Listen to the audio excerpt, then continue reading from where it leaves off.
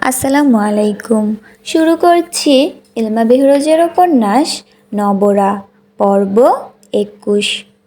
গুলনুরের চোখে যে ভয়ার্ত দৃষ্টি, তা দেখে জাওয়াদের শরীরেও একটা অজানা শিহরণ খেলে যায়। মেয়েটির সারা দেহ কাঁপছে, যেন কোনো ভয়ঙ্কর স্মৃতি তাকে গ্রাস করে ফেলেছে। গুলনুরের চোখের মনি স্থির, প্রায় অপলক। সেখানে ভয়ের সঙ্গে মিশে আছে একটা গভীর বেদনা। জাওয়াদ আস্তে আস্তে পিছিয়ে গেল। তার কণ্ঠস্বর যথাসম্ভব কোমল করে বলল, আমি তোমার কোনো ক্ষতি করতে চাই না। আমি শুধু। কথাটা শেষ না করেই থেমে গেল সে। গুলনুরের চোখে জল টলমল করছে। গুলনুর কাপা হাতে ইশারা করল। তার আঙুলগুলো কথা বলছিল। আমি ঠিক আছি, কিন্তু দয়া করে দূরে থাকুন। তার এই নীরব আর্জিতে জাওয়াদের বুকের ভেতরটা টনটন করে ওঠে। সে আরও ২ পা পিছিয়ে গিয়ে বলল, দেখো, আমি এখানেই দাঁড়িয়ে আছি। তোমার নিরাপত্তার সীমানা আমি লঙ্ঘন করছি না। ধীরে ধীরে গুলনুরের কাঁধের টান টান ভাব কিছুটা শিথিল হয়, তবে তার চোখে এখনও সতর্কতার ছায়া। যাওয়ার দরজার দিকে পা বাড়ায়।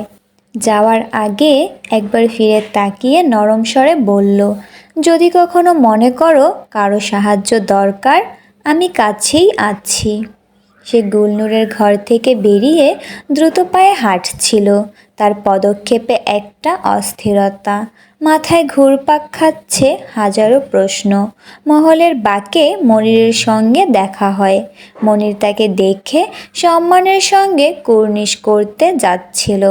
জাওয়াদ হাত তুলে থামিয়ে দিল। মনির, তার কণ্ঠে অধৈর্য। আমার ঘরে চল এখনই। মনির মাথা নত করে বলল, জি হুজুর। জাওয়াদের ঘরে প্রবেশ করতেই একটা গুরু গম্ভীর নীরবতা নেমে আসে। জাওয়াদ জানালার কাছে গিয়ে দাঁড়ালো। বাইরে অন্ধকার নেমে এসেছে। তার চোখের সামনে কেবল ভেসে উঠেছে গুলনুরের সেই ভয়ার্ত মুখ। কয়েক মুহূর্ত পর সে ঘুরে দাঁড়ালো। মনির। জাওয়াদের কণ্ঠস্বর এখন আরও কর্তৃত্বপূর্ণ।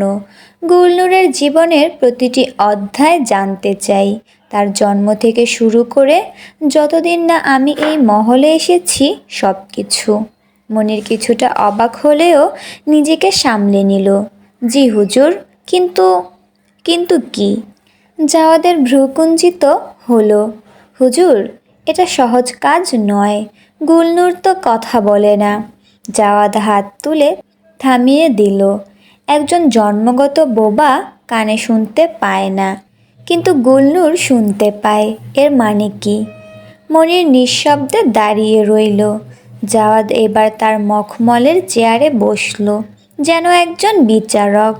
আমি জানতে চাই, গুলনুর কি সত্যি জন্মগত বোবা, নাকি? জাওয়াদ একটু থামল। নাকি কোনো ভয়ঙ্কর ঘটনার পর সে কথা বলা বন্ধ করে দিয়েছে। গুলনুর যে গ্রামে বড় হয়েছে সেখানে গিয়ে খোঁজ নে। তার পরিবার, প্রতিবেশী সবার সঙ্গে কথা বলবে। মনির এবার সোজা হয়ে দাঁড়ালো। হুজুর, আমি নিজে গুলনুরের গ্রামে যাব। জাওয়াদ উঠে দাঁড়ালো। জানালার কাছে গিয়ে বাইরের অন্ধকারের দিকে তাকিয়ে বলল, গুলনুরের জীবনের প্রতিটি মুহূর্তের খবর চাই। তারপর ঘুরে দাঁড়িয়ে মনিরের চোখে চোখ রেখে বলল, কাল থেকে কাজ শুরু কর। মনির মাথা নত করে বলল, জি হুজুর, আমি কাল ভোরেই রওনা হব। জাওয়াদ আবার জানালার দিকে ফিরল। অন্ধকারের মধ্যেই লুকিয়ে আছে গুলনুরের নীরবতা ও আতঙ্কের রহস্য। সে খুঁজে বের করবেই সেই সত্য। তার কানে বারবার বাজছে গুলনুরের সেই নীরব আর্তনাদ। কে জানে, হয়তো সেই আর্তনাদের পেছনে লুকিয়ে আছে এমন এক কাহিনী, যা শুনলে এই মহলের প্রাচীন দেয়ালগুলোও কেঁপে উঠবে। সকালের কোমল রোদ জানালার পর্দা ভেদ করে অলসভাবে বৈঠকখানায় ছড়িয়ে পড়ছে। ঘরের মাঝখানে বসা সুফিয়ান ভূঁইয়া গভীর মনোযোগে কিছু কাগজপত্র দেখছিলেন। কপালে গভীর চিন্তার ভাঁজ, চোখে অস্থিরতার ছায়া। বয়সের ভারে নুয়ে পড়া কাঁধ দুটো আরও ভারাক্রান্ত হয়ে গেছে সাম্প্রতিক দুশ্চিন্তায়। পাশের ঘর থেকে পায়ের শব্দ ভেসে এলে মুখ তুলে দেখলেন জাওয়াদকে। জাওয়াদ, সুফিয়ান ভূঁইয়া ডাকলেন। জাওয়াদ ধীর পায়ে এগিয়ে এসে বাবার সামনে দাঁড়ালো। সুফিয়ান একটু গলা পরিষ্কার করে নিয়ে চশমার ফাঁক দিয়ে ছেলের দিকে তাকালেন। কয়েক মুহূর্ত নীরবতা, তারপর অস্ফুট সুরে বললেন, তোমার বন্ধুর ভাই কবে আসবে? একটা অবিবাহিত যুবতী মেয়ে আর কতদিন এভাবে আমাদের বাড়িতে থাকবে? একটু থামলেন, তারপর আবার শুরু করলেন। গতকাল মসজিদের সাহেব আলী মিয়া ডেকে বলল, ভূঁইয়া সাহেব, আপনার বাড়িতে নাকি একটা। কথাটা শেষ করতে পারলেন না তিনি। গলায় আটকে গেল বাকি শব্দগুলো। লজ্জায় মাথা হেঁট হয়ে গেল আমার। এই বয়সে জাওয়াদের মুখে কোনো ভাবান্তর নেই। সে পাথরের মূর্তি। শান্ত স্থির কণ্ঠে বলল, চিন্তা করবেন না বাবা, ওর ভাই এসে যাবে, আর বেশি দেরি নেই। সুফিয়ান উঠে দাঁড়ালেন, টেবিলের ওপর চশমাটা খুলে রাখলেন। জানালার কাছে গিয়ে বাইরের দিকে তাকিয়ে দেখেন গ্রামের সকাল জেগে উঠেছে। দূরে কৃষকেরা মাঠে যাচ্ছে। একটা দীর্ঘশ্বাস ফেলে বললেন, আমি তোমার সিদ্ধান্তকে মেনে নিয়েছি। তুমি যখন বললে মেয়েটাকে তুমি ভালোবাসো, প্রথমে রাগ হলেও পরে মেনে নিয়েছি, থাকতে দিয়েছি। কিন্তু এই ছোট্ট গ্রাম তোমার শহরের মতো না। এখানে খবর ছড়ায় দাবানলের মতো। লোকে কত কি বলাবলি করছে। আমার বংশের মর্যাদা, সামাজিক অবস্থান সব কিছু নিয়ে টানাটানি শুরু হয়ে গেছে। এই অবস্থা আর কতদিন চলতে পারে? জাওয়াদ কিছু বলতে যাচ্ছিল, হঠাৎ সিঁড়ির দিকে তার নজর আটকে গেল। রাইহা নেমে আসছে, হাতে একটা ছোট্ট সুটকেস, কাঁধে ঝুলন্ত ব্যাগ। সুফিয়ানও ঘুরে তাকালেন। দুজনের চোখেই বিস্ময়ের ছায়া। রাইহা ধীর নিঃশব্দ পদক্ষেপে এগিয়ে এলো বৈঠকখানার দিকে। রাইহা একবার জাওয়াদের দিকে তাকালো, তারপর সুফিয়ানের দিকে ফিরে বলল, আঙ্কেল, আমি চলে যাচ্ছি। রাইহার কণ্ঠস্বরে ঝরে পড়া পাতার বিষণ্ণতা। এই বাড়িটা তার কাছে একটা স্বপ্নের মতো ছিল, একটা আশ্রয় যেখানে সে নিরাপদ বোধ করতে পারবে। কিন্তু স্বপ্নের মায়াজাল ভেঙে গেছে ধীরে ধীরে। রাইহার বুকের ভেতর একটা অজানা যন্ত্রণা পাক খাচ্ছে। সে অনুভব করছে এই পৃথিবীতে তার জন্য কোথাও জায়গা নেই। কেউ নেই নিঃস্বার্থভাবে তাকে তার মতো করে ভালোবাসার। এখানে প্রতিটি মুহূর্তে সে টের পাচ্ছে এই বাড়ির মানুষগুলো তাকে কতটা অপছন্দ করে। তাদের চোখে সে একটা বোঝা, একটা অবাঞ্ছিত অতিথি। আপনারা আমাকে অনেক সাহায্য করেছেন, কিন্তু আমি জানি আমার কারণে আপনাদের কত সমস্যা হচ্ছে। এবার আমি নিজে থেকেই বিদায় নিচ্ছি। সুফিয়ানের মুখে বিভ্রান্তির ছায়া। তিনি ধীরে ধীরে জিজ্ঞেস করলেন, কোথায় যাবে তুমি? রাইহা একটু থেমে উত্তর দিল, শহরে আমার এক দূর সম্পর্কের খালার বাড়ি আছে, সেখানে যাব। তারপর কথাটা অসমাপ্ত রেখে সে নিচের দিকে তাকালো। ঘাটে গেলে নাভেদের লোক এসে তাকে নিয়ে যাবে। প্রথমে শুনে যে উচ্ছ্বাস কাজ করেছিল, তা এখন পাথরের মতো ভারী হয়ে বুকে চেপে বসেছে। সে জানেও না তাকে কোথায় নিয়ে যাবে। কোন অজানা পথের যাত্রী হতে হবে তাকে, যে পথের শেষ কোথায় তাও জানে না। এই অনিশ্চয়তা তার হৃদয়ে তীক্ষ্ণ ছুরির মতো বিঁধছে। আসিফ ভাইয়ের কথা মনে পড়তেই রাইহার চোখ ছলছল করে উঠল। সে কি সাহস নিয়ে এগিয়ে এসেছিল? নিজের জীবনের ঝুঁকি নিয়ে তাকে মুক্তির স্বাদ দিতে চেয়েছিল। এখন যদি সে না জানিয়েই অন্য কোথাও চলে যায়, এই খবর শুনে আসিফ ভাই নিশ্চয়ই খুব কষ্ট পাবে। কিন্তু এখানেও বা কী করে থাকবে? এখানে সে আশ্রয় পেয়েছে, ভালোবাসা পায়নি। প্রতিটি দেয়াল যেন তাকে বলছে, তুমি এখানে অবাঞ্ছিত। সে এক অনন্ত শূন্যতার মাঝে ভাসমান। না আছে কোনো অতীত, না আছে কোনো ভবিষ্যৎ, শুধু বর্তমানের এই মুহূর্তটুকু যা তাকে গ্রাস করে ফেলেছে। কেন এত অভাগা সে? সুফিয়ান এগিয়ে এলেন।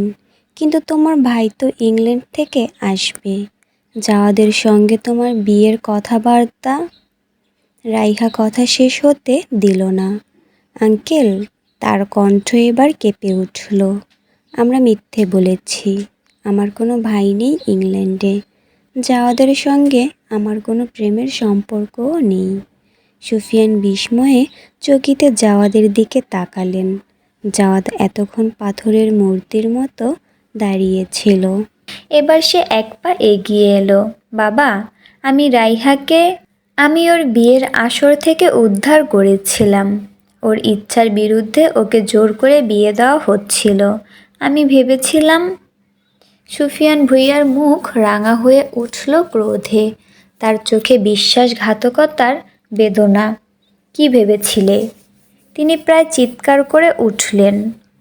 একটা পরের মেয়েকে বিয়ের আসর থেকে তুলে এনে আমাদের বাড়িতে রেখেছ, আর আমাদের বলেছ ও তোমার প্রেমিকা। এত বড় মিথ্যা! সুফিয়ানের গলায় এখন আক্রোশ আর অভিমান মিশ্রিত এক বেদনার সুর।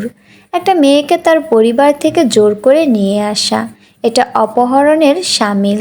তুমি কি জানো এর শাস্তি কী? জাওয়াদ বাবার চোখের দিকে সরাসরি তাকিয়ে রইল।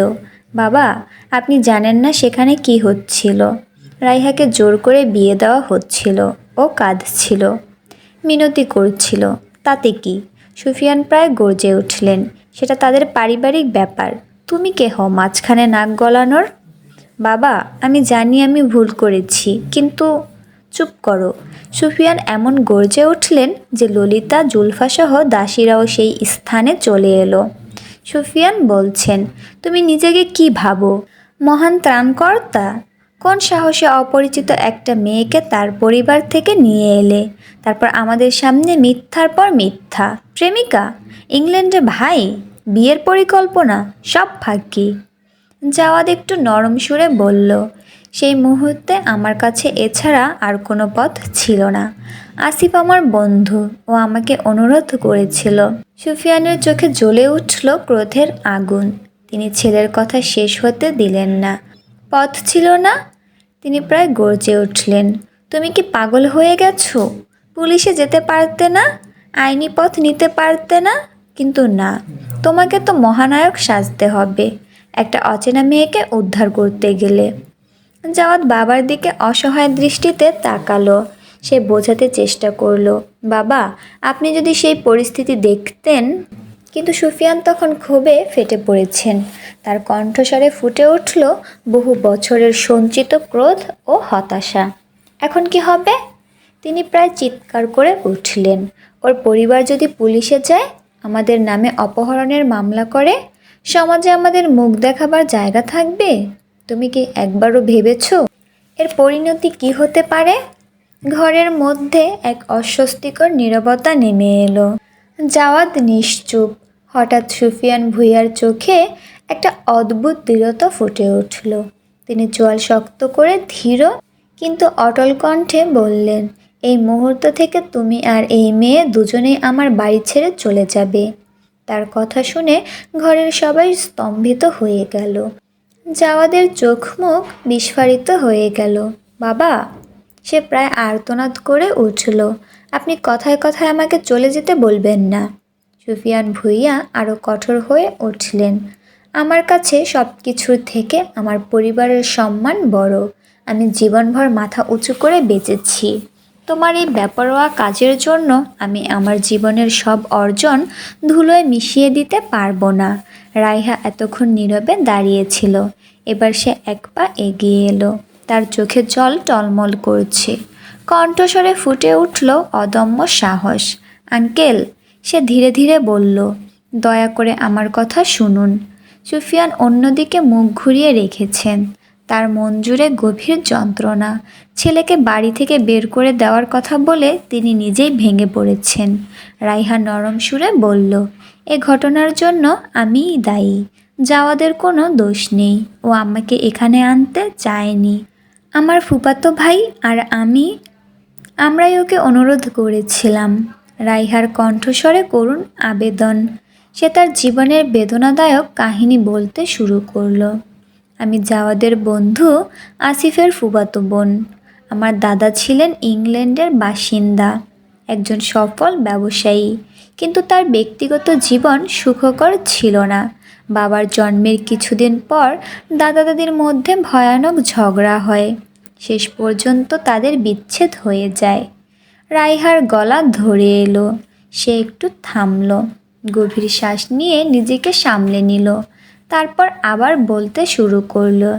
দাদি তখন দাদার সঙ্গে সব সম্পর্ক ছিন্ন করে বাবাকে নিয়ে বাংলাদেশে চলে আসেন। বাবা বড় হলেন মায়ের আদরে, কিন্তু বাবার ভেতরে সারা জীবন রয়ে গেল এক অজানা শূন্যতা। রাইহার চোখ দিয়ে অঝরে জল পড়ছে। সে নিজের বুকের ভেতর থেকে উঠে আসা কান্না চেপে রাখার চেষ্টা করছে। আমি প্রথমে বাবা মায়ের সঙ্গে বাংলাদেশেই ছিলাম। ছোটবেলায় আমাদের সংসারে ছিল অনেক সুখ, অনেক হাসি, কিন্তু হঠাৎ একদিন সব ভেঙে চুরমার হয়ে গেল। বাবা মায়ের মধ্যে শুরু হলো ঝগড়া, অশান্তি। আমি তখন খুব ছোট ছিলাম, বুঝতাম না কেন এমন হচ্ছে, শুধু দেখতাম। মা প্রতিদিন কাঁদছেন, বাবা ঘর ছেড়ে বেরিয়ে যাচ্ছেন। রাইহা একটু থামলো, তার শরীর কাঁপছে। জাওয়াদ এগিয়ে এসে তার পাশে দাঁড়ালো। রাইহা তার দিকে একবার তাকিয়ে আবার বলতে শুরু করলো। শেষ পর্যন্ত বাবা মায়ের বিচ্ছেদ হয়ে গেল। আমার দুনিয়াও ভেঙে পড়ল। কয়েক বছর পর মা একজন প্রবাসীকে বিয়ে করে আমাকে নিয়ে লুকিয়ে দেশের বাইরে চলে গেলেন। সেই থেকে আমি সেখানেই ছিলাম। নতুন দেশ, নতুন পরিবেশ, কিন্তু মনের ভেতর সারাক্ষণ একটা খোঁচা লেগে থাকতো বাবার জন্য। রাইহার কণ্ঠস্বর এবার আরও ভারী হয়ে এলো। তার চোখে জল আর থামছে না। সে কষ্টে নিজেকে সামলে নিয়ে বলল, দিনের পর দিন কেটে গেল, আমি বড় হলাম, কিন্তু বাবার প্রতি আমার ভালোবাসা কখনো কমলো না। প্রতিদিন ভাবতাম একদিন হয়তো বাবা আমাকে খুঁজতে আসবেন, কিন্তু তিনি কখনো আসেননি। রাইহা একটু থেমে নিজের চোখ মুছল, তারপর আবার বলতে শুরু করলো। শেষ পর্যন্ত আমি ঠিক করলাম আমি বাবার কাছে যাব। মায়ের অনুমতি না নিয়েই চলে এলাম বাংলাদেশে। ভেবেছিলাম বাবা আমাকে দেখে খুশি হবেন, কিন্তু রাইহার কণ্ঠ রুদ্ধ হয়ে এলো। জাওয়াদ এবার এগিয়ে এসে রাইহার পাশে দাঁড়ালো। সে ধীরে ধীরে বলল, রাইহার বাবা ওকে জোর করে বিয়ে দিতে চাইছিল ওর চাচাতো ভাইয়ের সঙ্গে, যাতে ও আর বিদেশে ফিরে যেতে না পারে। রাইহা মাথা নিচু করে দাঁড়িয়ে রইল, তার কাঁধ কাঁপছে। সে কষ্টে বলল, বাবা আমার পাসপোর্ট নিজের কাছে রেখেছেন। মা ব্যক্তিগত কিছু আইনি জটিলতার কারণে দেশেও আসতে পারছেন না। আমি এক অন্ধকার গর্তে পড়ে গিয়েছিলাম আঙ্কেল, কোথাও কোনো আলো দেখতে পাচ্ছিলাম না। তাই আসিফ ভাই জাওয়াদকে অনুরোধ করে আমাকে কিছুদিন নিরাপত্তা দেওয়ার জন্য। বাবা হয়তো এখন পাগলের মতো আমাকে খুঁজে বেড়াচ্ছেন। সুফিয়ান দীর্ঘক্ষণ নিস্তব্ধ হয়ে দাঁড়িয়ে রইলেন।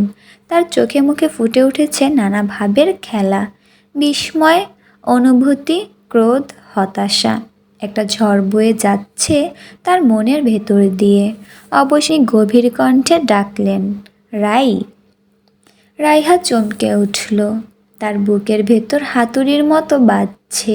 সে ভয়ে ভয়ে অপরাধীর মতো সুফিয়ানের দিকে তাকালো। সুফিয়ান ধীরে ধীরে এগিয়ে এলেন রাইহার দিকে। তার প্রতিটি পদক্ষেপে একটা গুরুত্বপূর্ণ সিদ্ধান্তের ছাপ। তুমি কোথাও যাচ্ছ না, সুফিয়ান বললেন। তার কণ্ঠস্বরে অটল সিদ্ধান্তের সুর, সেই সাথে কোমলতাও। রাইহা বিস্মিত হয়ে তাকালো সুফিয়ানের দিকে, তার চোখে প্রশ্ন আর বিভ্রান্তি। জাওয়াদও অবাক হয়ে গেল বাবার এই আকস্মিক ঘোষণায়। ঘরের বাতাসে একটা অদৃশ্য উত্তেজনা ছড়িয়ে পড়ল। সুফিয়ান আরও নরম সুরে প্রায় পিতৃসুলভ স্নেহে বললেন, তোমার জীবনে যা ঘটেছে তা কোনো মেয়ের জীবনে ঘটা উচিত নয়। তোমার বাবা মা দুজনেই তোমার প্রতি চরম বিচার করেছেন। তাদের স্বার্থপরতা আর অমানবিকতার শাস্তি তোমাকে ভোগ করতে দেওয়া যায় না। রাইহার চোখে অশ্রুর বান ডেকে এলো। সুফিয়ান এক পলকের জন্য ঘরের সবার দিকে তাকালেন। জাওয়াদ, তার স্ত্রী জুলফা, এমনকি বাড়ির কাজের লোকদের দিকেও। তিনি সবার নীরব সম্মতি চাইছেন এই মেয়েটিকে আশ্রয় দেওয়ার জন্য। তারপর তিনি গভীর করুণায় ভরা কণ্ঠে বললেন, এই বাড়িতে তুমি যতদিন খুশি থাকতে পারো। এখানে তোমার নিরাপত্তার কোনো অভাব হবে না। তুমি নিশ্চিন্তে নিরুদ্বেগে থাকবে। তোমার বাবা বা অন্য কেউ, তা সে যত বড় ক্ষমতাধারী না কেন, তোমাকে জোর করে কিছু করাতে পারবে না। আমরা সবাই মিলে তোমাকে রক্ষা করব। তোমার দুঃসম্পর্কের খালার বাড়িতে যাওয়ার কোনো দরকার নেই। আমার এই বাড়িতে অনেক জায়গা আছে, অনেক খালি পড়ে আছে। তুমি যতদিন ইচ্ছে এখানে থাকো। রাইহা আর নিজেকে সামলাতে পারল না। সে সত্যি এখানে থাকতে চায়। তার বুকের ভেতর যে আবেগের বাঁধ ছিল তা এক মুহূর্তে ভেঙে পড়ল। সে কেঁদে উঠল। তার সারা শরীর থরথর করে কাঁপছে। মনে হচ্ছে সে ভেঙে পড়বে। সুফিয়ান ধীরে ধীরে এগিয়ে গেলেন রাইহার দিকে। তিনি আস্তে করে হাত রাখলেন রাইহার মাথায়।